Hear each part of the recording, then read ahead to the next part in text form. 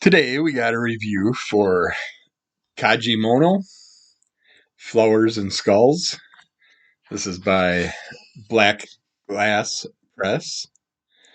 I'll put that in the show notes if you didn't see that. This is Kagemono or Kagemono. I think it's Kagemono. Volume 3. That's a bummer. I gotta find volume 1 and 2 now. I didn't realize this was the third one. I don't remember him saying that, and I don't see it on the spine. So usually you see like a number 3 if it's a third volume, but each one came with its own little sketch done inside the cover. I picked this one because this one kind of reminded me of a Gronkowski, goofy jock zombie character. But this is a compilation of a variety of uh, different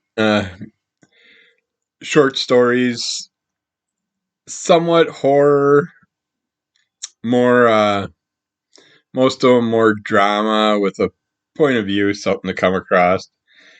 We got Daddy's Girl.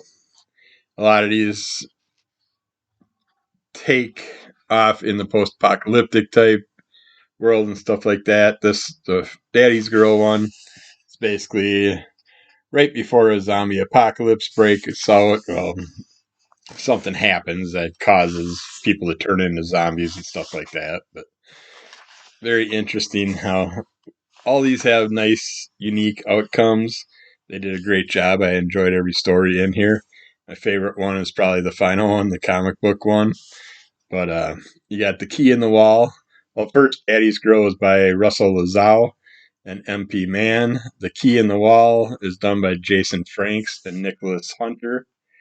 I'm trying to recall all these different storylines, but yeah, this one is a guy with his family, and he's very off-puttish with his family, but there's a certain reason. You find out when you read the story, like you'll find out everything.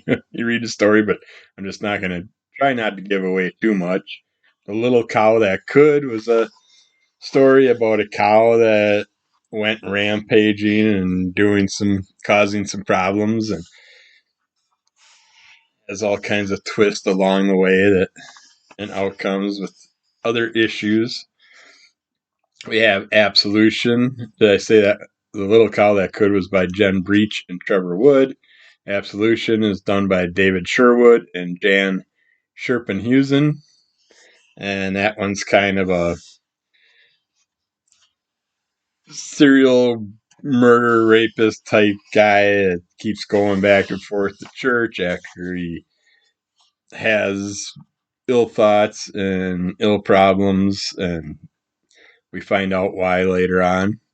We got Defense Mechanism, Steve Horton and Sam Romero, whereas that one's like a bug storyline where you're dealing with a bunch of cockroaches taking over the city, and there's a reason all behind all that stuff.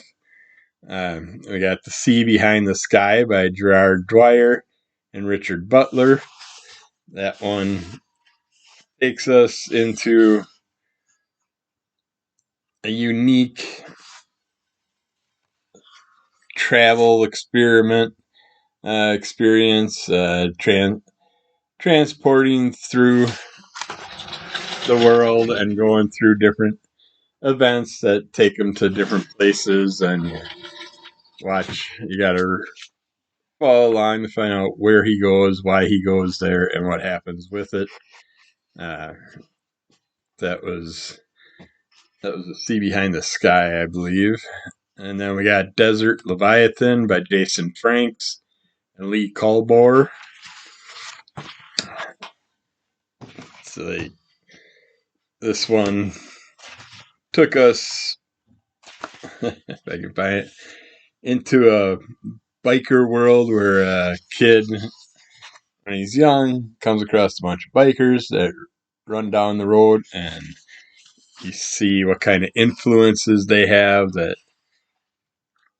make him become the way he is in his future. And it does have some bike-related reasons. We got horror, an essay by MP Mann. This is just a laid out story, 1-page story. Basically gives you an interesting look on the world of horror, what horror is. Yeah, Written in the Stars by Jason Franks and Dwight Williams. Uh, this one takes us to a space station with a couple that are stuck together on that station for a long time, and how things turn for or against them. We got Feeding the Goldfish by Jason Franks and Bobby N. This one has a carnivorous goldfish in this story. We got Memorial Soup, which is done by Jason Franks and Harry Purnell, which has humans coming across some alien species, and the humans are in trouble, and the aliens come to help, and we get to see how the humans react, whether they act like we expect them to, or if they do something differently. We got Hell of a Good Price, which is, if I can find it. This one takes us into a movie theater, or not a movie theater. It's an event that's happening, and someone's trying to get tickets to it. So he deals with scalpers along the way to try and get those tickets that he's looking for. And we got Sweet Katrina, writer and artist Elisa Jade, and that story takes us into a story of a girl that's being groomed to a certain way that they want her to be. Lucifer's Looking Glass by James Andre and Luke Pickett. This is a demonic style storyline, takes us into that world. We got My Pretty Rose Tree by Jason Franks and Luke Pickett. And this one shows us a kind of two different cultures dealing with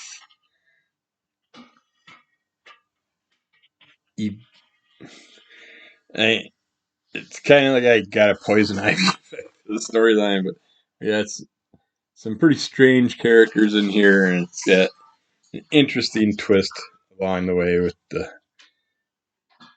thorns from the rose and everything. We got Bittersweet Dreams. This one is by General Dwyer and Brendan Halliday. And this is where a couple meet up and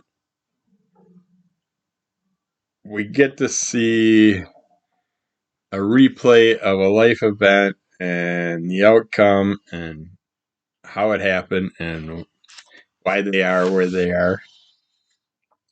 We got Smells Like Teen Something by Carlin Levine and Tim Twelves.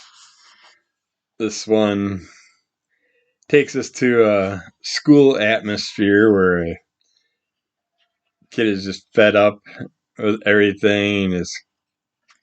Everybody's making him do stuff he doesn't want to do.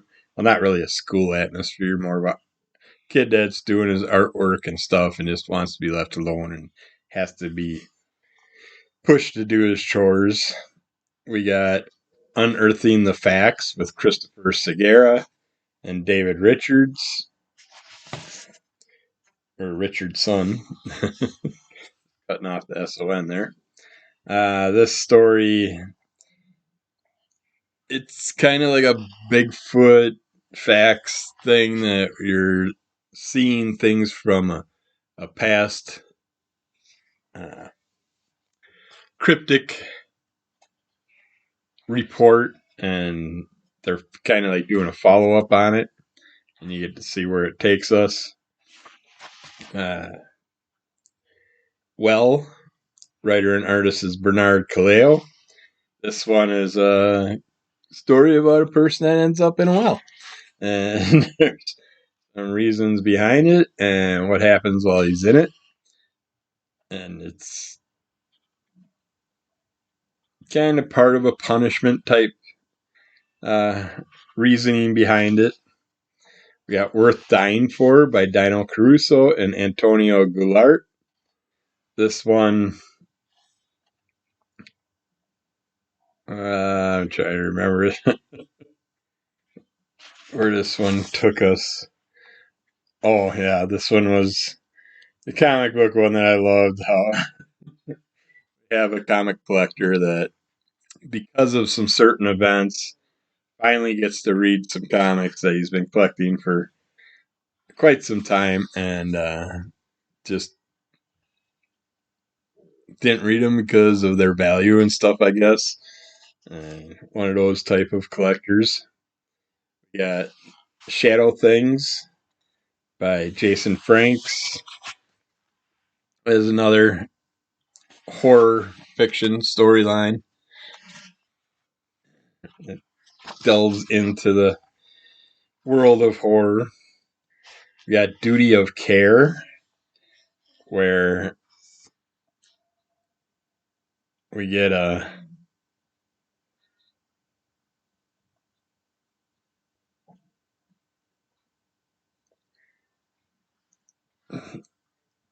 person and their child. They're dealing with some loss, and I can't remember the overall storyline. And